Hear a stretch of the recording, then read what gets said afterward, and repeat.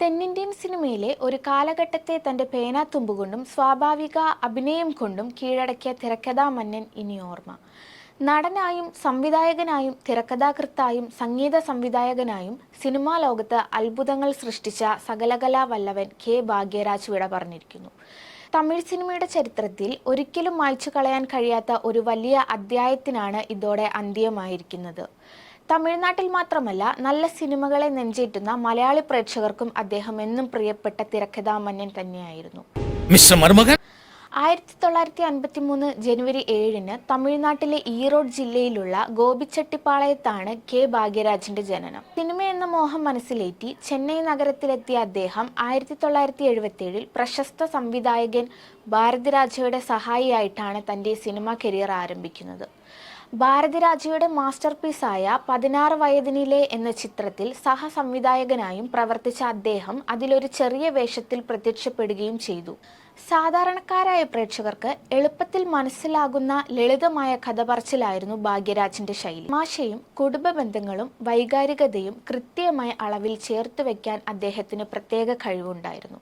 அதுக்குள்ள மத்தியானம் வத்த குழம்பு நல்லா இருந்து அதனால கேட்டேன். மத்தியானம் வெச்ச குழம்பு இன்னும் கூட மிச்சம் இருக்குது. உனக்கு தான் ஆறன பிடிக்காத, அதனால தான் ஊத்துல. ஆறி இருந்தா என்ன, ருசி நல்லா இருக்கு, எடுத்துட்டு வா. 80കളിൽ തമിഴ് സിനിമയിലെ ഏറ്റവും ജനപ്രിയ താരമായി ഭാഗ്യരാജ് വളർന്നു. അന്ത 7 നാട്കൾ, മൗനഗീതങ്ങൾ, ചിന്ന വീട്, സുന്ദരകാന്തം തുടങ്ങി അദ്ദേഹം സംവിധാനം ചെയ്ത അഭിനയിച്ച സിനിമകളെല്ലാം തിയേറ്ററുകളിൽ ചരിത്ര വിജയങ്ങളായി നേടിയത്.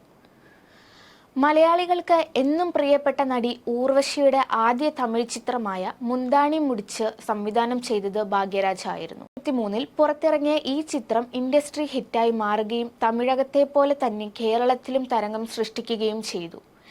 ഇതിലെ ഇരുവരുടെയും കോമ്പിനേഷൻ രംഗങ്ങൾ ഇന്നും സിനിമാ പ്രേമികൾക്ക് ഏറെ പ്രിയപ്പെട്ടതാണ്. തൻ്റെ സിനിമകളിൽ പാട്ടുകൾക്ക് ഏറ്റവും വലിയ പ്രാധാന്യം നൽകിപ്പോന്ന അദ്ദേഹം നമ്മ ആള്, അവസര പോലീസ് ഉൾപ്പെടെ 10-ലധികം ചിത്രങ്ങൾക്ക് സംഗീത സംവിധാനവും നിർവഹിച്ചിട്ടുണ്ട്. ഈ തിരക്കുകൾക്കിടയിലും കുടുംബത്തിന് വലിയ പ്രാധാന്യം നൽകിയ വ്യക്തിയായിരുന്നു അദ്ദേഹം. ആദ്യ ഭാര്യയെയും നടിയുമായ പ്രവീണയുടെ അകാല വിയോഗത്തിന് ശേഷം മലയാളി പ്രേക്ഷകരുടെ പ്രിയങ്കരിയായ നടി പൂർണിമ ജയറാമിനെ അദ്ദേഹം വിവാഹം കഴിച്ചു. ഈ ഒരു ബന്ധം കൊണ്ട് തന്നെ മലയാളികൾക്ക് അദ്ദേഹം തങ്ങളുടെ സ്വന്തം മരുമകൻ കൂടിയായിരുന്നു. ഇവർക്ക് ശരണ്യ, ശാന്തനു എന്നീ 2 മക്കളുണ്ട്.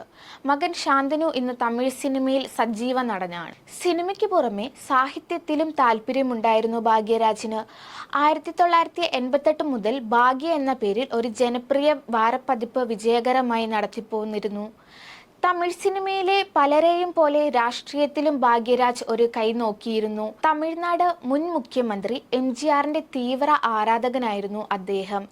AIADMKയിലും ചേർന്നു. 1989-ൽ പാർട്ടി വിട്ട് MGRന്റെ മക്കൾ മുന്നേറ്റം കഴക്കം എന്ന സ്വന്തം പാർട്ടി രൂപീകരിച്ചെങ്കിലും അത് വലിയ വിജയമായില്ല. പിന്നീട് DMKയിലും ചേർന്ന് പ്രവർത്തിച്ചെങ്കിലും പിൽക്കാലത്ത് സജീവ രാഷ്ട്രീയം ഉപേക്ഷിച്ച് അദ്ദേഹം പൂർണ്ണമായും സിനിമയിൽ തന്നെ ശ്രദ്ധ കേന്ദ്രീകരിച്ചു. ഒരു ഗുരുവായ ഭാരതിരാജയുടെ ഊഷ്മളമായ ബന്ധമായിരുന്നു ഭാഗ്യരാജ് കാത്തു സൂക്ഷിച്ചിരുന്നത്. ഭാരതിരാജയെ പോലെ തന്നെ പാണ്ഡ്യരാജൻ, പാർത്ഥിബൻ, ലിവിങ്സ്റ്റൺ തുടങ്ങിയ ഒരു പിടി മികച്ച സംവിധായകരെയും തമിഴ് സിനിമയ്ക്ക് സംഭാവന ചെയ്യാനും ഭാഗ്യരാജിന് കഴിഞ്ഞു. അടുത്തിടെ അന്തരിച്ച തന്റെ ഗുരു ഭാരതിരാജയുടെ അന്ത്യകർമ്മങ്ങളിൽ അതീവ ദുഃഖിതനായി ഭാഗ്യരാജ് പങ്കെടുത്തിരുന്നു. എന്നാൽ ആ വിയോഗത്തിൽ ഞെട്ടൽ മാറും മുമ്പ് കൃത്യം 1 വാരത്തിനുള്ളിൽ ശിഷ്യനായി ഭാഗ്യരാജും വിട പറയുമെന്ന് ആരും കരുതിയില്ല. ചെന്നൈയിലെ അപ്പോളോ ആശുപത്രിയിൽ വെച്ചുണ്ടായ പെട്ടെന്നുള്ള ഹൃദയാഘാതമായിരുന്നു 73-ാം വയസ്സിൽ അദ്ദേഹത്തിന്റെ ജീവനെടുത്തത്.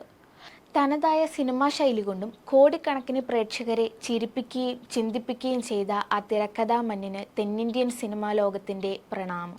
വിട്ട് പിരിഞ്ഞെങ്കിലും തമിഴരും മലയാളികളും ഉൾപ്പെടെയുള്ള സിനിമാ പ്രേമികളുടെ മനസ്സിൽ അദ്ദേഹം സൃഷ്ടിച്ച അനശ്വരമായ കഥാപാത്രങ്ങളിലൂടെയും സിനിമകളുടെയും കെ ഭാഗ്യരാജ് എന്നും ജീവിക്കും. News desk, India mirror.